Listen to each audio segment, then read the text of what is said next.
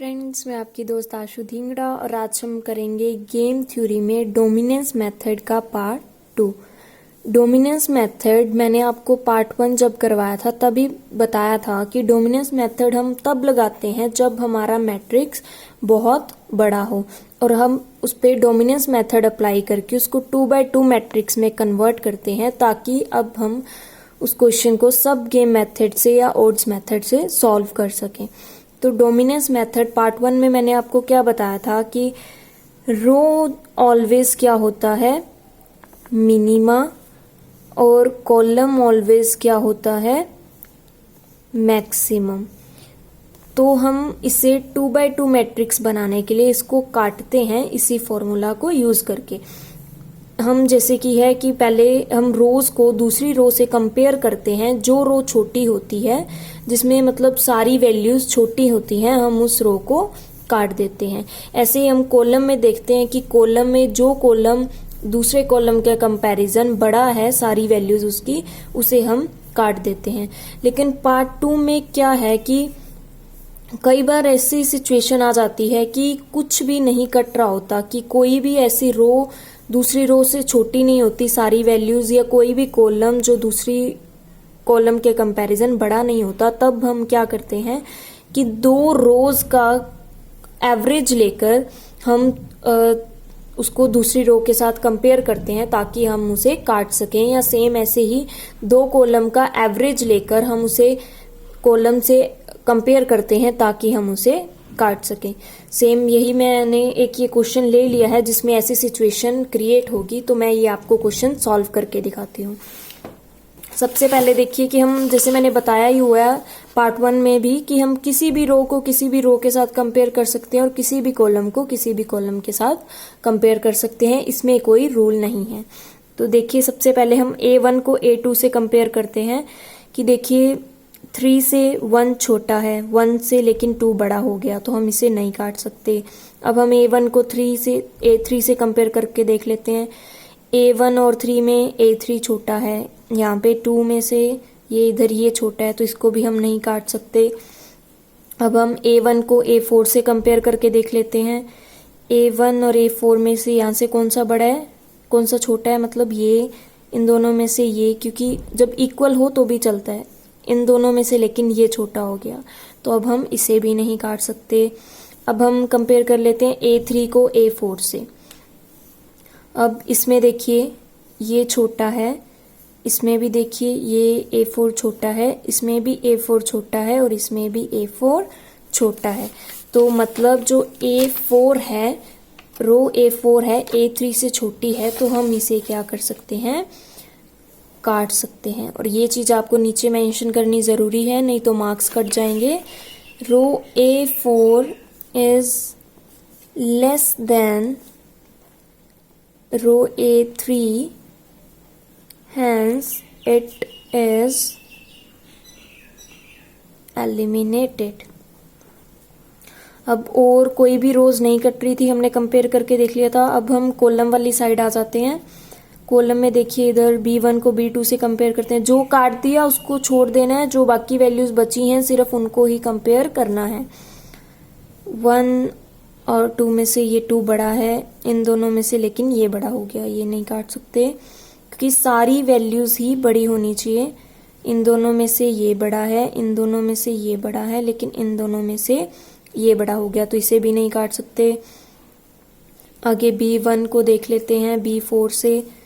इन दोनों में से ये बड़ा है, इन दोनों में से ये बड़ा, इन दोनों में से ये बड़ा, तो ये कॉलम भी कट जाएगा। ध्यान रखिएगा, रो में जो छोटा होगा उसको काटना है और कॉलम में जो मैक्सिमम होगा उसको काटना है। ये चीज भी हम अब नीचे मेंशन करेंगे।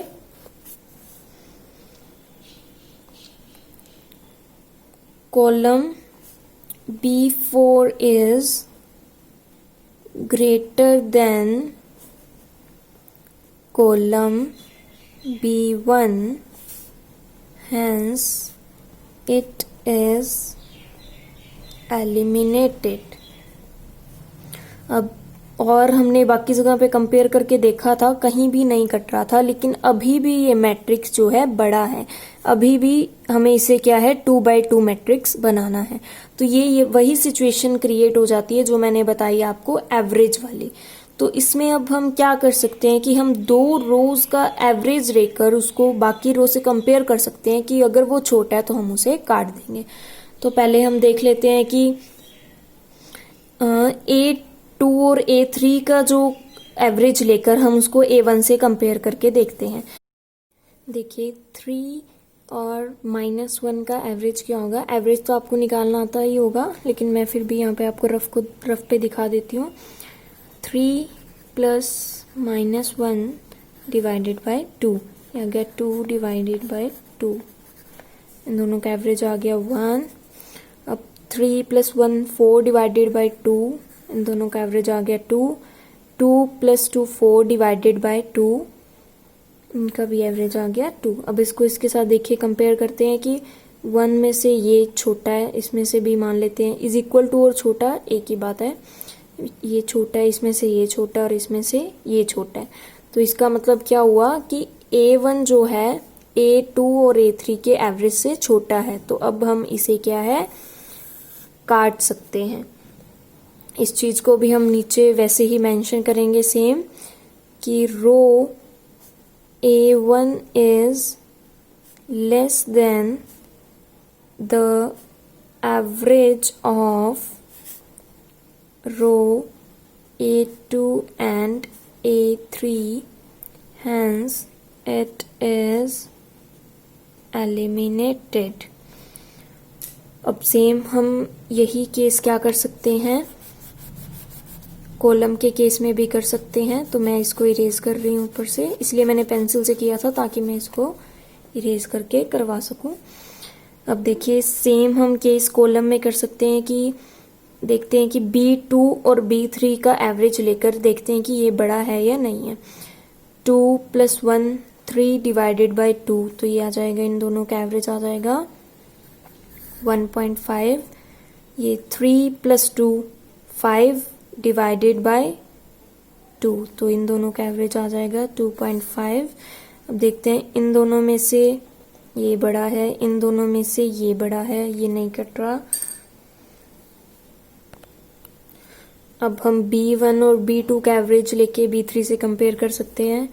3 + 1 4 डिवाइडेड बाय 2, तो इसका एवरेज आ जाएगा 2। 3 - 1 2 डिवाइडेड बाय 2, इसका एवरेज आ जाएगा 1।